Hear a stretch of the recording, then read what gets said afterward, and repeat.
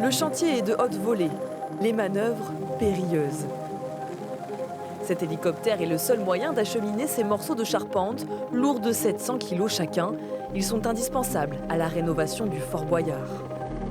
On reconstruit les surfaces qu'il y avait sur le fort. On a attaqué aujourd'hui alors qu'on devait attaquer début de semaine à cause du temps, parce que les contraintes météorologiques sont importantes sur ce site. Donc on a dû décaler de 2 jours et on a dû décaler ce matin aussi pour d'autres raisons. Donc c'est des contraintes différentes de nos contraintes habituelles de chantier. À la réception des matériaux, il faut faire preuve de rapidité. Chaque bout de structure doit être installé avant le retour de l'hélicoptère, un défi pour les charpentiers.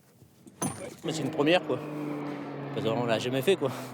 À la grue, ça va, mais à l'hélicoptère, on n'a jamais fait. Donc c'est une innovation pour nous, quoi.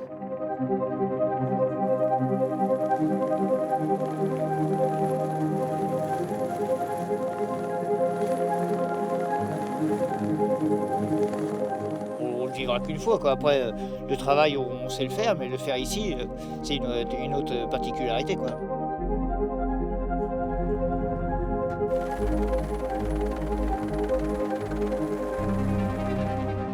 Sur un chantier d'une telle envergure, la logistique se gère aussi à terre. Ça doit bien voler, ça.